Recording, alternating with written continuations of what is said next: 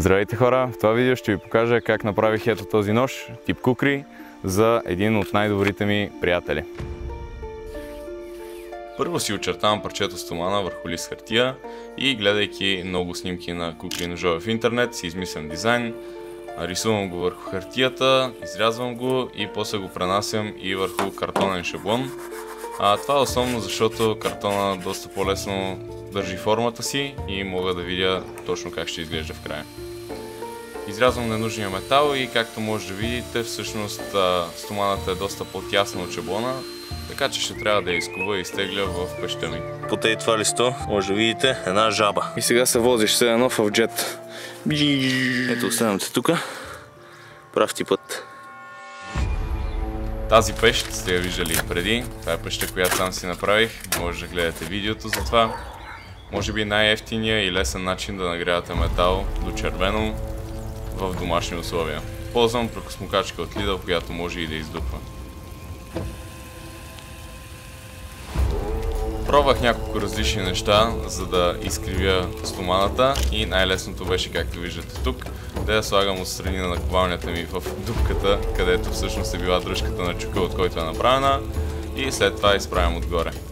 Това е урок, който много бързо научих. Абсолютно всеки път, преди да се върне в пещта, стоманата трябва да е права и равна от двете страни.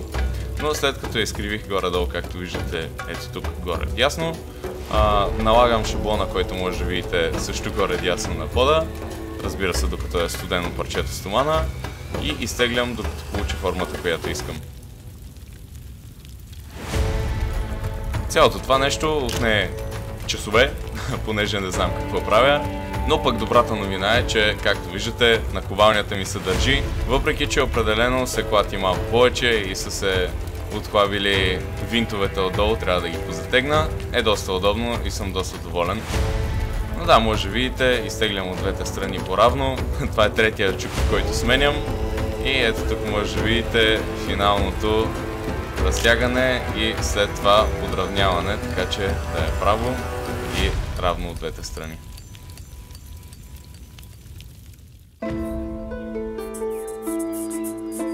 След като съм готов с тази част, налагам шаблона, рисувам го върху стоманата и използвам флекса, за да отрежа горе-долу. Флекса е велик инструмент, най-неприятната част е, че не може да реже криви линии, така че тук с поредица от малки разрези успях да оформя дръжката и да го отрежа до край. След което с шмиргела стигам до шаблона ми и идва най-трудната част. А именно оформяне на самия ръб, или както му се вика на априлци, бузите. Много ми е важно да съм прозрачен с вас в този канал, така че и тук може да видите, много грешки бях направил, твърде много бях изтеглил острието напред и се наложи да го замаскирам с шмиргела, но в крайна сметка успя да заприлича на нещо, след което преминах към правене на още глупости. Както виждате, твърде бързо пробивам. Ако пробивате каквато и да е стомана, използвайте кобалтови бурги, много внимателно, много бавно и с много машинно масло. Сега това е частта, в която това парче метал започва освен да прилича на нож, а всъщност наистина и да е нож. След като ножа вече не е магнитен, го потапям в този път готварско олио, по-добре от вода, не е точно каквото се използва от професионалистите, но в интерес на истината ножа не се изкриви, така че съм доволен. И след това е време да отмахна тези люспи, които са се наслоили от рязката промяна на температурата и всъщност да видя как ще изглежда накрая. Отново ползвам лентовия ми шлайф и от двете страни и оглеждам резултата. Идеята ми за този нож е самия ръб да е бляскав и огледален, а отгоре да оставя черната натурална повърхност, оставена от пещта.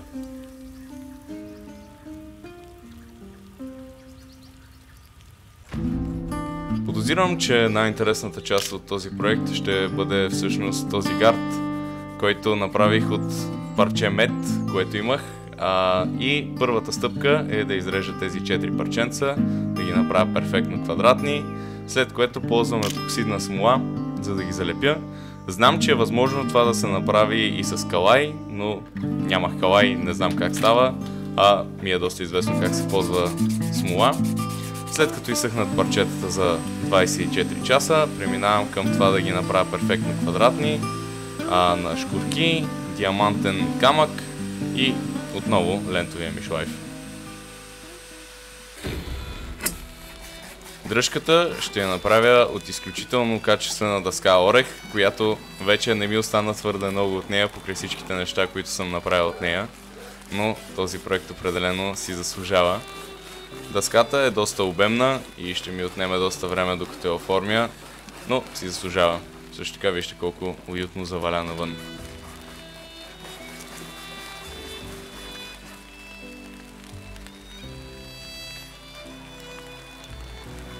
След като съм отрязал двете части грубо, колкото трябва да са големи, е много важно инструментите, с които работите, да са възможно най-остри.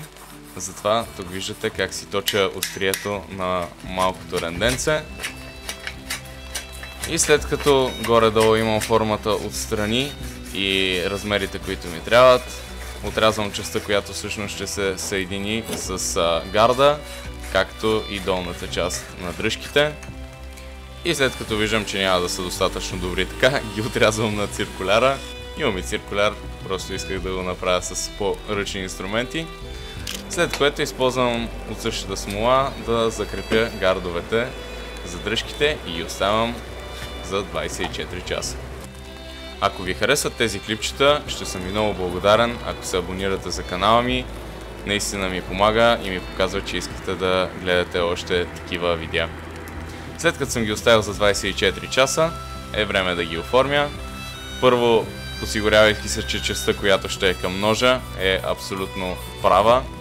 След което си точа длетото и започвам да отмахвам материал отгоре, понеже установих, че това е наистина най-бързия начин с нещата, които аз знам и мога да махна по-голямата част от дървото. След това, разбира се, преминавам към лентовия шлайф, така че да ги направя перфектно квадратни, за да мога да пробия дупките за пиновете.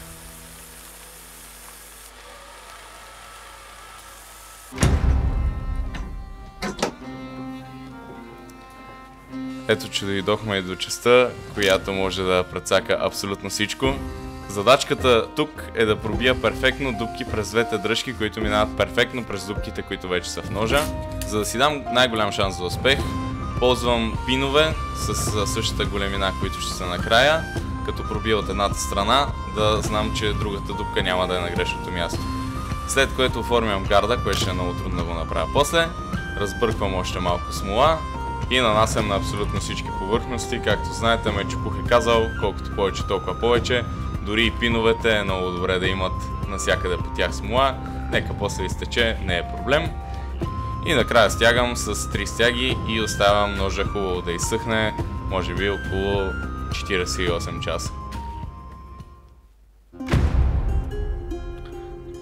Това наистина е най-приятната част. Когато знам, че вече отдолу има хубав нож, който само чака да го покажа, ползвам си триона, както в началото с лекса, за да махна повечето от дървото.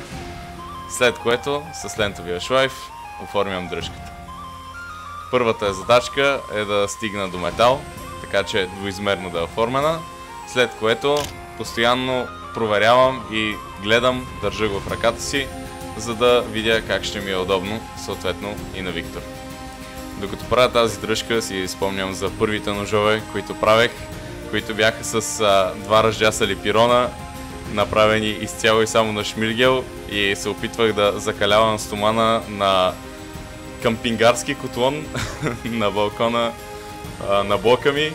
Сигурно съм бил много приятен на съседите, но наистина това е едно от нещата, които 12 годишния Илия щеше да е изключително горд с мен в момента, че се занимавам. Иначе процесът тук може да го видите. Периодично хващам дръжката и се опитвам да я направя възможно най-удобна. Всеки път в крайна сметка горе-долу изглежда така. Явно това ми е най-удобната форма на мен и може би затова толкова ножове изглеждат по този начин. Ползвам всичките инструменти, които имам, от лентов шлайф до пили, пирони с шкуркаловите около тях и горе-долу каквото мога да намеря, за да го направя възможно най-удобно. Ето тук, виждате, излезнах малко и навън.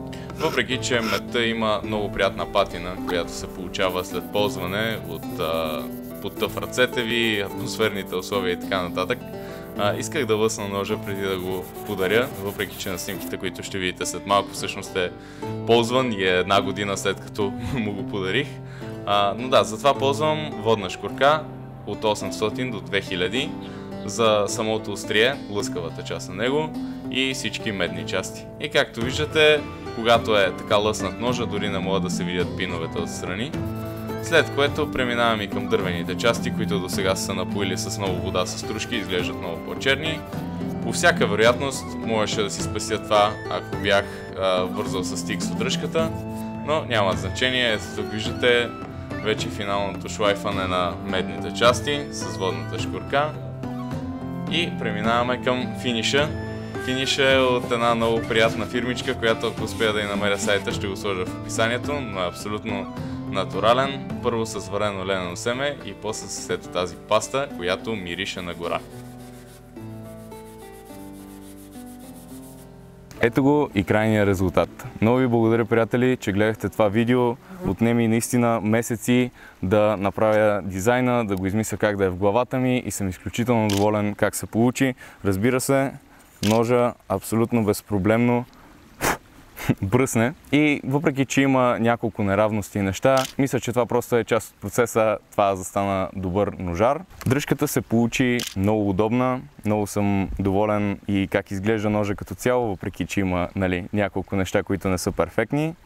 И така, много ви благодаря, че гледахте това видео. Ако искате да ме подкрепите, може да се абонирате за този канал и ви пожелавам лек и спокоен ден. Чао, чао!